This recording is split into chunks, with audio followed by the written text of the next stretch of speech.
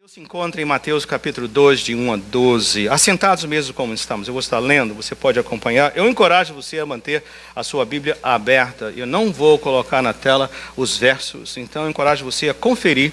À medida que eu for falando, confira que o que eu estou lendo está de acordo com a palavra, né? Enquanto você procura, a nossa escola dominical funciona hoje e domingo que vem. Meio-dia e 15, com o reverendo Moura, excelente professor. Excelente professor. Então, você está convidado. E também a nossa classe de preparação para novos membros. Mesmo que você apenas queira saber mais sobre a igreja, seja bem-vindo. Vamos estar reunidos no mesmo horário, meio-dia e 15 aqui na sala de oração. Logo em seguida desse culto, ok? Mateus 2, de 1 a 12. Você gosta de título? Moisés está de volta. Moisés, um título para vocês. Sábios e tolos. E tendo nascido Jesus em Belém da Judéia, no tempo do rei Herodes, eis que uns magos vieram do Oriente a Jerusalém. Digam, uns magos. E perguntaram, onde está aquele que é nascido rei dos judeus? Porque vimos a sua estrela no Oriente e viemos a adorá-lo. E o rei Herodes, ouvindo isso, com ele, e com dos todos dotes, perguntou-lhes onde o Cristo. E eles lhe disseram, Belém da Judéia, porque assim está escrito pelo profeta. E tu, Belém, terra de Judá, de modo nenhum és a menor entre as capitais de Judá, porque de ti sairá o guia que há de apacentar o meu povo de Israel. Olha aqui o rebento, olha aqui a promessa de Deus. Então Herodes, chamando secretamente os magos, inquiriu exatamente deles acerca do tempo em que a estrela lhes aparecera. E enviando-os a Belém, disse, ide e perguntai diligentemente pelo menino. E quando o achardes, participai-mo-no, para que também eu vá e o adore. E eles, tendo ouvido o rei, partiram. E eis que a estrela que tinham visto no Oriente ia diante deles, até que, chegando, se deteve sobre o lugar onde estava o menino. E, vendo eles a estrela, alegraram-se muito com grande júbilo, e entrando na casa, acharam o menino com Maria, sua mãe, e prostrando-se, o adoraram. E abrindo os seus tesouros, lhe ofertaram dádivas, ouro, incenso e mirra. E sendo por divina revelação avisados em sonhos para que não voltassem para junto de Herodes, partiram para a sua terra por outro caminho. Esta é a palavra do Senhor. Toda vez que eu vou pregar sobre esse aspecto do Natal que envolve os magos, né? A primeira imagem que vem à minha cabeça são de reis magos. Vou falar um pouquinho mais sobre isso, né? Eu me lembro, imagino que eu devia ter talvez 9 ou 10 anos de idade. E muito envergonhado, extremamente envergonhado de fazer coisas que crianças fazem em peças de Natal, coisas assim, ou qualquer época do ano. Mas aquele Natal me pegaram e conseguiram que eu fosse um dos reis, um dos magos, um dos 3. E para facilitar para mim, o filho do pastor, deixaram por último. Eu era o terceiro, né? E chegou a hora lá dos magos virem adorar Jesus, trazer os seus presentes, né? E eu estava lá atrás da cortina. Veio o primeiro mago, veio o segundo. E eu olhei assim, quando o segundo foi, eu olhei, vi aquela igreja toda, todo mundo olhando. Me deu um pânico. E eu me mandei. Naquele Natal ficaram só 2 magos. Essa experiência, eu me lembrei logo, eu falei, Senhor, né? Mas eu gostaria de corrigir logo que eles não eram reis. Nós temos até uma canção, nós 3 reis do Oriente chegamos, né? Com presentes, né? Atravessamos. Isso é parte da tradição. Lembra que semana passada eu disse que parte do papel nosso como pastores durante o advento é corrigir algumas coisas que não são ofensivas. Essa tradição não é bíblica, é alguma coisa que nos ajuda. E eles não eram reis. Talvez por causa dos presentes que eles deram, né? Porque eram muito caros aqueles presentes. Mas eles não eram reis. De acordo com a palavra de Deus, eles eram magos. E que são os magos? lá na palavra de Deus. Astrólogos, mágicos, interpretadores de sonhos, conselheiros na corte do rei. Você quer ver bastante dessa menção? Vá no livro de Daniel, por exemplo. Você vai ver bastante isso, porque Daniel foi um desses magos. E ele estava lá no leste também. E se você olhar também, com exceção de Daniel, mesmo na época de Daniel, você vai ver o contraste sendo feito entre ele e os demais magos da Babilônia, por exemplo. Você vai ver que toda vez que a palavra mago, ou astrólogo, ou os conselheiros aparecem no Antigo Testamento, elas têm uma conotação negativa. Eram pessoas que não eram capazes, ou que tinham problema, ou coisas assim, sempre é negativo, segundo as intenções. Armaram aquela coisa toda com Daniel, né, por exemplo. E é somente em toda a palavra de Deus, em toda a Bíblia, somente Mateus, um evangelho que foi escrito para o povo judeu, que em todo o Antigo Testamento colocou sempre conotação negativa sobre os magos, ele é o único que vai trazer essa história para nós. E não só ele traz a história sobre os magos, mas ele traz a história dos magos de um aspecto positivo. Porque se você se lembra do título dessa mensagem, sábios e tolos. Rapidinho você vai ver que os sábios são os magos. Eles têm muito para nos ensinar. Então a pergunta que temos que fazer é a seguinte: por que, gente, se todo o Antigo Testamento, nas Escrituras, os magos sempre representavam algo ruim e negativo, gente que não segue a Deus, por que Mateus fez isso aqui para nós? Porque você se lembra, os escritores dos evangelhos não podiam escrever tudo. João falou assim: se nós fôssemos escrever tudo que Jesus fez e ensinou, não haveria um livro suficiente no mundo inteiro para conter. Então você vê que teve uma razão muito específica para nós. Então eu vou dizer logo de cara, para quem tem dúvida se a Bíblia é real, a única razão que um judeu, um escritor do Novo Testamento, incluiu os magos que eram considerados sempre negativos aqui, nesse lugar, é porque isso aconteceu, porque a Bíblia é verdade. Isso não é uma tradição, nem uma lenda, nem um mito. Realmente, um menino nos nasceu, um filho se nos deu. Realmente, reis, não, magos, pessoas vieram de longe para adorá-lo nessa altura que ele havia nascido. Você pode dizer amém para isso? Então essa foi a razão primeira, porque é verdade. Eu não quero sair do texto, mas quando nós chegamos na ressurreição de Jesus, a primeira testemunha é uma mulher. Testemunha primeira uma mulher, em uma época que mulheres não tinham crédito para testificar em nada, não podiam nem ser consideradas como testemunhas numa corte. E Deus é tão bom para mostrar como Ele olha para o humilde, que a primeira testemunha ocular da ressurreição de Jesus é uma mulher. Pense nisso. Você que às vezes pensa que não tem valor. Você tem valor. Deus olha para o pequeno, para o contrito, para o desprezado, ao solitário, e traz para si. Mas voltando aqui ao texto. Então a primeira razão por que isso aconteceu. A segunda razão, mas deixa eu dar um pouquinho mais de contexto antes de chegar à segunda razão. Vamos colocar um pouquinho mais. Uma estrela, eles viram uma estrela, né? E lá, uma estrela muito forte, brilhante, se distinguiu das demais. Os estudiosos que vão, estudam astrologia, nos dizem com toda certeza que naquele ano, quando Jesus nasceu, houve uma conjunção de dois planetas, Júpiter e Saturno, que quando eles olharam, não tinham os recursos tecnológicos que nós temos hoje, eles viram como se fosse uma grande estrela, mas uma grande estrela apareceu. Hoje podemos saber que foram a conjunção de dois planetas, mas eles olharam e viram uma grande estrela. E na mesma época, gente, me arrepiei todo aqui, mesma época em que isso aconteceu, esse fenômeno que Deus, Criador dos céus e da terra, do universo, moveu dois planetas para criar uma grande estrela, visível aos homens, na mesma altura havia um rumor, por todo o mundo conhecido, mas não era um rumor criado pelos os judeus ou o povo de Deus, entre os estudiosos da época, que dizia que na Judéia iria nascer um novo rei que iria dominar sobre as nações. Rumor. boato lá fora.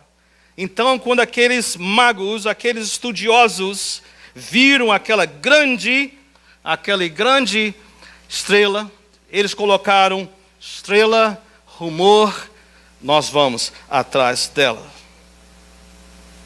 E eu creio que a primeira razão, então, porque aconteceu, mas eu creio que pela segunda razão, é que Mateus colocou essa história aqui, e que ele quer que você e eu entenda que toda vez que Deus mover céus e terra para se revelar para conosco, você sempre vai encontrar dois grupos de pessoas. Pessoas sábias que ouvem a palavra e pessoas tolas que desprezam a palavra. Todo esse dia, esses próximos momentos, você vai estar pensando, com qual grupo eu identifico? A revelação de Deus não vai parar. Do mesmo jeito que o povo que andava em trevas viu uma grande luz, nós falamos semana passada. A luz brilhou. O que você vai fazer com a luz? Aqui Deus move esses homens usando um fenômeno extraordinário. O que você vai fazer com essa revelação de Deus? Vamos ver o que eles fizeram? O que nós podemos aprender com eles? Aliás, nós podemos assim, já de saída, colocar numa frase, nós vemos aqui a sabedoria, porque esses homens eram o top, sabe assim, o máximo, eram os professores das universidades, eram os escritores, os doutores, os mágicos, aqueles que entendiam de tudo, da ciência. Nós vemos aqui a sabedoria, o melhor do mundo, se prostra. Esses são sábios e reconhecem a verdadeira sabedoria de Deus revelada em Jesus. Ajudou a colocar em perspectiva? Você pensou que o Natal era só dar presente, receber presente e comer muito, não é? Olha que coisa linda. Olha só a mensagem. O que nós aprendemos com esses homens sábios? O que nós aprendemos com eles? Eu creio que aprendemos algumas coisas. Primeiro, que o conhecimento, a sabedoria humana, ela é limitada. Ela é limitada. Eles eram elite, sim. Naquela época eles sabiam tudo. O que tivesse que saber de sabedoria, eles sabiam. Mas porque eles eram pessoas sábias, eles sabiam que à medida que os anos passam, é só você olhar para trás, 50 anos, 100 anos atrás. O que acontece? Nós olhamos, que coisa, esse pessoal não sabia nada.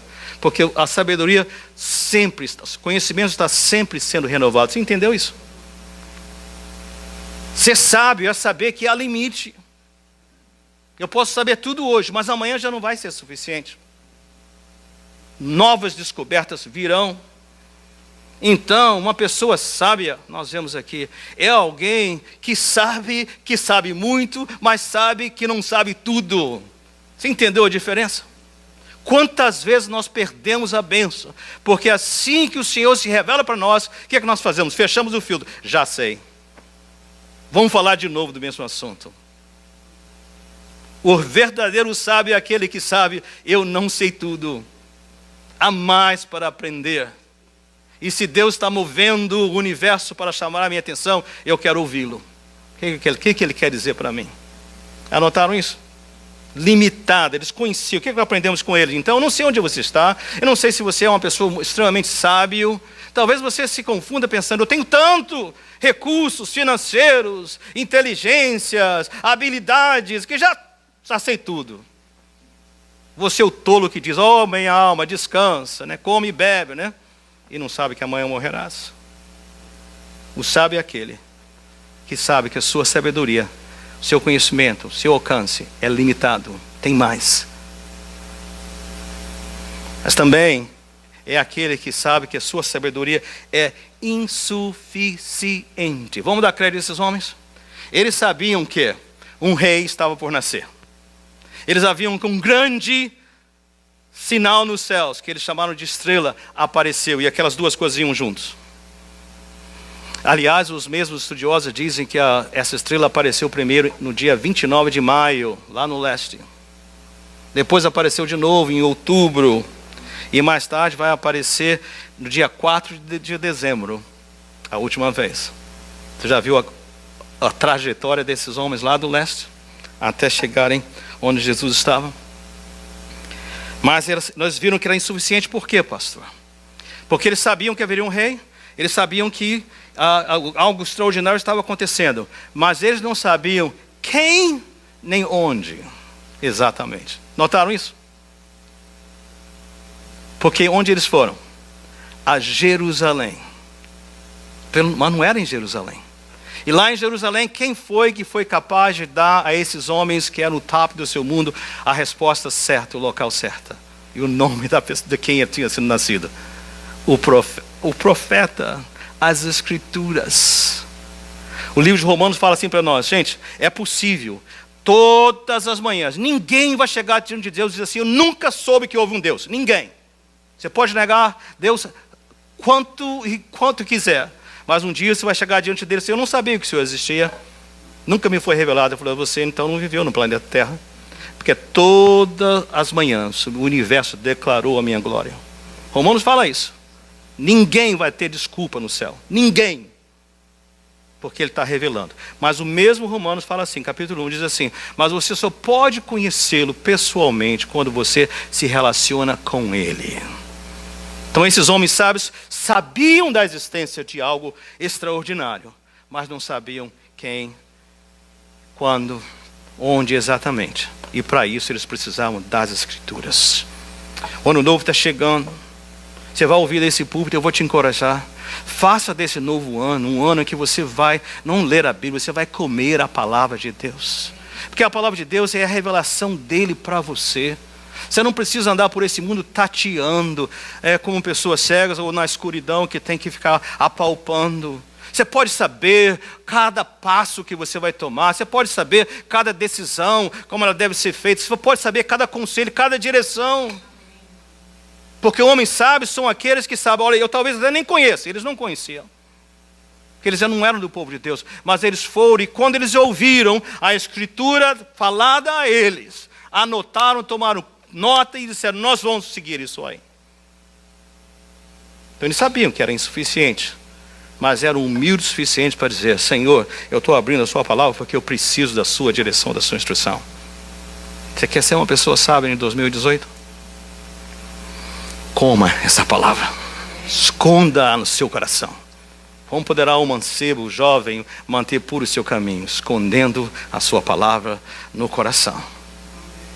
Assim nós devemos fazer. Então era insuficiente. E eles perguntaram: onde está o rei? Quem é o rei? Ela é limitada para ele. Mas aqui está ainda eles ensinando para nós. Não só a pessoa sábia sabe que é limitado, mas sabe também que o que eu sei é insuficiente. Nosso mundo precisava saber disso mais. Nossos governos precisavam saber disso mais. Pessoas em posição de autoridade que podem resolver os problemas do mundo precisavam saber disso mais. Pensa na questão da pobreza. Nesse país, em toda a parte do mundo. O máximo que a ciência e o conhecimento podem fazer é fazer um estudo sobre as causas da pobreza. Podem te dizer tudo, você tem livro para tudo. Pobreza é por isso, por aquilo, se fizesse isso, por aquilo. Mas esses estudos nunca conseguem mudar o coração dos que têm, nem o coração dos que não têm, nem a ganância dos que estragam tudo isso. Já notou isso? É perpétuo. Perpétuo. Pega a ciência inteira, pode saber que ressentimento faz mal. Quem é que não sabe disso? E pode dizer para você: ressentimento faz mal para você, faz mal para os seus familiares, faz mal para as pessoas ao seu redor, faz mal para os seus filhos, faz mal por gerações. Ressentimento acaba com você. Mas o conhecimento não pode transformar o seu ser para te ensinar e te levar ao perdão. Você entendeu isso? A sabedoria desse mundo, esses homens que nos ensinam, ela pode te levar até um lugar, mas elas não podem te levar ao lar. Porque só aquele que nasceu, o que nos foi dado, o menino que nos nasceu, o menino que nos foi dado, pode nos levar ao final. Você está vendo a importância da lição desses homens? Vamos aprender mais um pouquinho com eles. Não só era limitado, insuficiente, mas também superficial. Por causa dos valores. Eu quero dizer para vocês, por causa dos valores. Aliás, o leste de onde eles saíram é onde hoje está lá o Irã, onde está o Iraque. Eles viajaram tudo isso. Por isso, de maio até outubro, depois dezembro. Uma grande viagem. Muito tempo eles vieram. Por que era superficial? Porque eles foram a Jerusalém. Por que eles foram a Jerusalém? Obviamente, porque eles pensaram, se é um grande rei, onde é que ele vai nascer? Na capital, no palácio. Então, a sabedoria humana, no seu melhor, ela é superficial, ela vai pelo que faz sentido. Mas não entende que com Deus, o caminho para subir, para a exaltação, é humilhar-se. Para cima, você vai para baixo. O que se prostra, Deus levanta. O que levanta, Deus abaixa. Entende isso? Semana passada nós vimos, Zebulão, Naftali, o povo pensa que vocês não têm valor nenhum, mas Deus os traz à frente. Belém de Judeia, pensava que você era insignificante, mas daí nasce o Salvador. Você está entendendo o que eu quero dizer? Eles fizeram o seu melhor, foram por um bom senso, mas o bom senso vai levar você sempre ao caminho do mundo. E por isso eles seguiram ali aquilo que o profeta instruiu. Muito bem, obrigado. Armaram as suas coisas e vamos seguir adiante. Já está pegando então? Quanta sabedoria que nós temos nisso aí. Quanto nós precisamos do nosso Deus. Agora, o que é que nós aprendemos com os tolos? Graças a Deus que eu só achei uma coisa para aprender com os tolos. Que a nossa vida é oca, vazia. Não adianta ter tudo do lado de fora funcionando, aparência bonita, direitinho. Sabe por que eu estou falando isso? Jesus foi mais duro que eu ainda, o que eu chamei de vida oca. Né? Jesus falou de sepulcros caiados. São túmulos pintados do lado de fora. Aliás, quando eu mudei para a América, uma coisa que me impressionou muito são as casas funerárias. Não são lindas, gente? Os jardins maravilhosos, não é isso? Mas lá dentro só tem o quê? Só tem morto. Você gostaria de morar numa casa funerária? De jeito nenhum. Bem, se pudesse transformar em uma casa. Mas você não notou isso? E Jesus falou para esse povo de Israel, eles tinham tudo, eles tinham a palavra, eles tinham as promessas, eles tinham os rituais, os sacrifícios, tudo do melhor. Mas não se mexeram. Eu vou dar uma colher de chá para esses homens tolos, porque, vamos lá, eles não viram, foi lá no leste, tá bom, ok, talvez naquele dia o céu estava nublado, lá na Palestina, eles não viram a conjunção dos planetas, vamos lá, dá uma colher de chá para eles.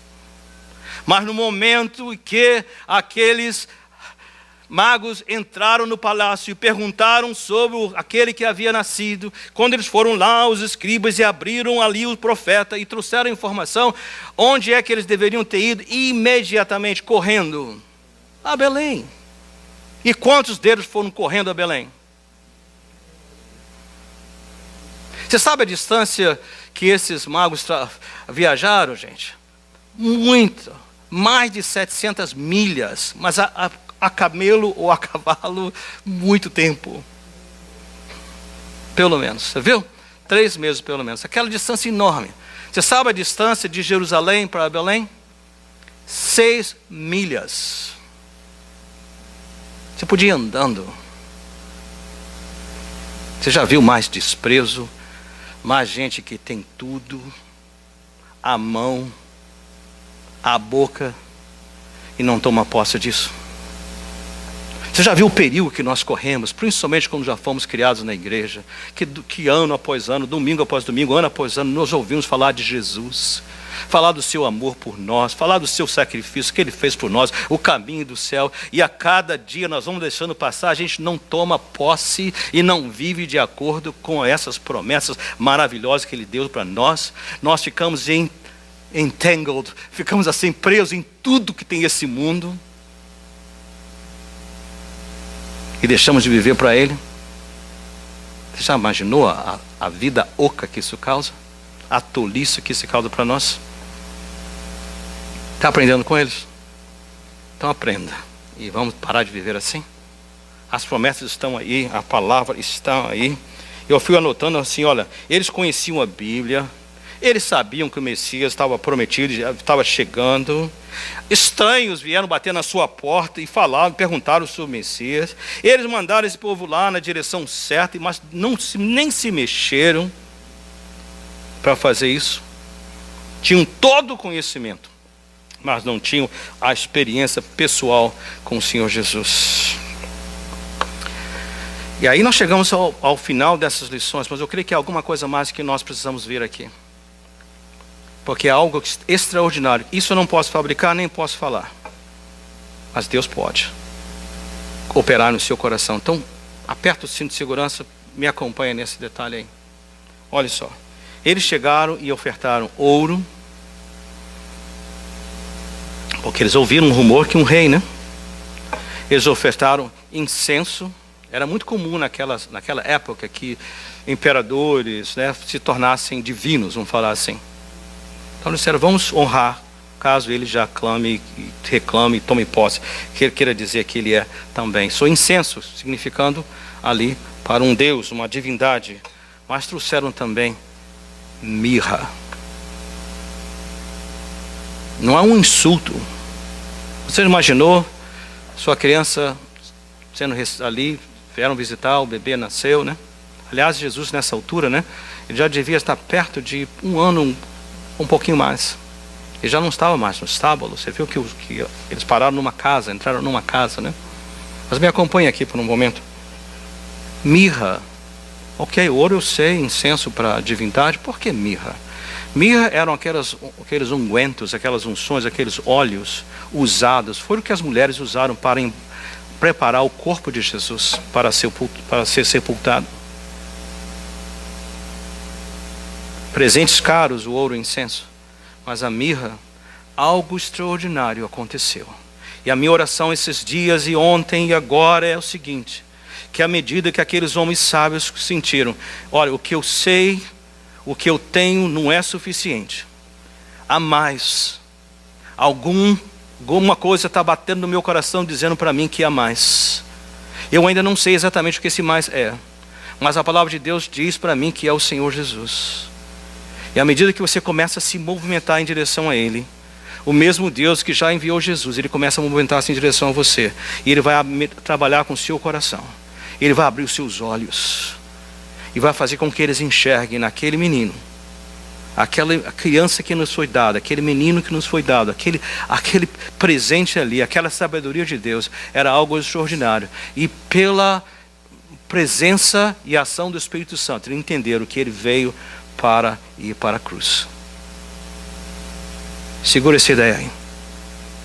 Homens sábios a vida inteira atrás do que é mais sábio. Naquela hora ali, lembre-se, eles chegaram, eles se frustraram em relação a respeito, mas eles a adoraram. Quando adoraram? Quando eles viram que aquele menino veio, e era a sabedoria de Deus, porque ele veio para ficar na cruz. Você viu? Nasceu para morrer. Pastor, não deu confusão. Por que é importante saber que ele veio para morrer? Por que isso é importante? Irmãos, olhem comigo aqui. Olha a cruz, né? Imagina, meus braços são a cruz. Nosso Deus é santo, Ele é puro. Ele é tão puro que quando Adão e Eva desobedeceram, Ele teve que levá-los para fora da presença dEle. E virar o mundo de ponta cabeça para trazê-los de volta. Porque não pode haver com esse Deus que é tão santo, tão puro, não pode haver uma impureza que seja. Só seres perfeitos podem viver com Ele. Então o seu amor está aqui preso nessa santidade que ninguém pode ter. Mas Ele nos ama tanto, Ele nos ama tanto, que o único jeito que Ele podia ter-nos com Ele era se Ele pegasse toda a nossa culpa e colocasse sobre Jesus. Então naquela hora que aqueles magos se prostraram diante do menino, eles olharam para ele e eles viram a verdadeira sabedoria de Deus. Deus permaneceu santo e puro, mas por amor Ele tomou aquele que não conheceu o pecado e o fez pecado por você e por mim. Eles viram na morte ali a verdadeira sabedoria de Deus. Deus solucionou o grande dilema. Você está entendendo isso? Ele abriu o caminho da eternidade, colocando meus pecados sobre Jesus. Agora, o que não era santo, o que estava perdido, agora ele pode ter comunhão com o Pai. Abriu o caminho. Isso é Natal. E foi isso que aqueles magos entenderam. Por isso eles adoraram. Ele falou: que Deus maravilhoso, que até o assassino pode ter acesso a Deus. Até aquele que é bruto, que fez as coisas piores do mundo. Não há ninguém que está excluído de entrar nos céus, porque Deus tomou Jesus, aquele que não conheceu o pecado, e fez pecado por nós, para que nele nós fôssemos feitos a justiça de Deus. Você entendeu isso? Eu creio que os magos estão dizendo para você e para mim o que precisa acontecer para você ter a mesma experiência que nós tivemos. Se pudesse falar, se tivesse dado testemunho hoje, comece a andar em direção a Ele. Toma o primeiro passo, porque no momento que você se mover, o Espírito Santo também vai fazer você agora prostrar-se não diante da manjedoura, porque não precisa mais, mas diante da cruz, e dizer: Senhor, toma o meu ser. Senhor, enche a minha vida, transforma a minha história. Prometo a você, se você fizer isso, eu não posso explicar melhor que isso, não posso fazer melhor que isso, mas se você tomar um passo em direção à cruz, Ele vai abrir o seu coração e vai dizer: agora eu vou te mostrar o que é. Aqui vocês podem vir rapidamente, sem fazer muito tumulto. Eu sei que nós estamos Santa Ceia, mas eu gostaria de dar a você alguns momentos. Quando eu estava trabalhando nesses textos, e ouvindo, e estudando, e anotando, ouvindo esse e aquele, ficou muito forte no meu coração. Eu falei: Senhor, eu quero, Pai, é isso que eu quero. Eu quero, Pai, olhar para a cruz e ver a sabedoria e dizer: eu quero essa sabedoria para mim. Transforma meu ser, Senhor. Faz isso comigo. Simbolicamente, meus irmãos, esse altar aqui, imagine que ele é a cruz. Simbolicamente. Eu vou orar, e se esse é o seu desejo de vir e simbolicamente olhar para a cruz, comece a caminhar em direção ao altar, logo em seguida a oração.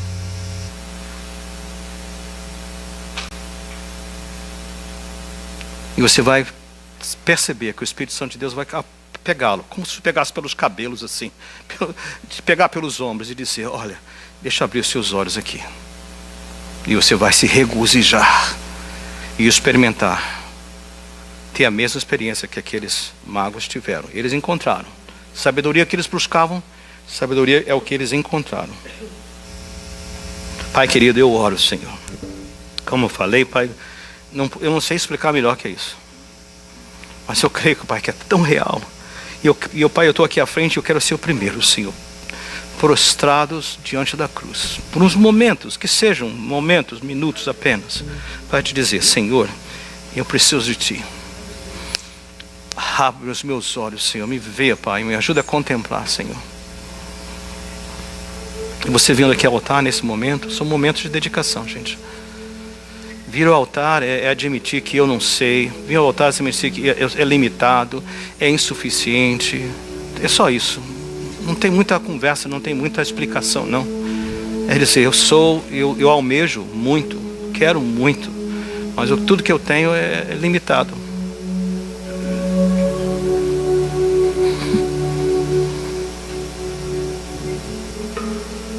Vou dar alguns momentos mais. E você vem no altar, comece a falar com o Senhor. Fale, diga para Ele: Senhor, abre meus olhos. Nós não temos na palavra de Deus o que os magos falaram ali em pé, ou depois quando se ajoelharam, adoraram a Jesus. Não sei o que eles falaram, mas eles falaram alguma coisa que tocou suas almas. Só para facilitar, vir aqui à frente não quer dizer que você nunca aceitou Jesus. Não, não é isso. Talvez seja, que é bom. Pode ser também dizendo: eu quero dar um passo além, eu quero subir mais, conhecê-lo mais. Esse Natal não pode ser mais outro igual, não pode ser só rotina. Alguma coisa extraordinária precisa acontecer comigo. Só isso. Se há mais alguém, você, por favor, venha.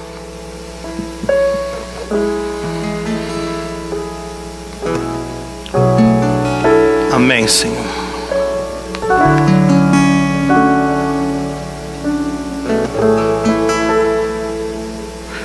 Senhor, vou pedir à igreja que se coloque de pé. Fique aqui na frente. Você continua a falar com o Senhor do seu jeitinho. Senhor, sobre esses irmãos que estão de pé, contemplando a cruz, Senhor, nas suas mentes, e aos verem, estão vendo os braços abertos do nosso Senhor e olhando a santidade do Pai completa, e também o amor dele e a justiça, colocando a nossa culpa sobre o seu Filho, para que nós pudéssemos ser feitos justiça de Deus. Com que sabedoria divina, Senhor! Que solução extraordinária, Deus! E, ó Deus, ao olharmos, ó Deus, que não haja, Pai, culpa em nós, mas pelo contrário, Senhor, cada um que está aqui orando e olhando para a cruz, possa sentir os seus ombros leves, ó Deus, suas almas, Pai, saciadas, seus corações confortados, o gozo dos céus no seu ser, porque eles entenderam, o Senhor já fez tudo para que eu tenha essa vida restaurada com o Pai. E, Pai, é louvor que sai dos nossos lábios, é adoração. A palavra diz que os magos o adoraram, e nós o adoramos, ó Pai Celeste, por tua imensa sabedoria. E o Senhor, eu oro agora, Pai, para que o Senhor cele essas imagens e experiências no coração de cada um aqui nessa manhã, Senhor. Faz isso, Pai. Cele, Senhor. Satanás, eu repreendo a sua ação, tentando roubar ou deturpar esse momento divino de irmãos e irmãs sendo reanimados pelo Senhor, sendo reavivados pelo Senhor. Eu oro. E, Pai querido, assim seja, para a honra e glória do teu nome. Nós oramos em o nome de Jesus. Amém. Amém.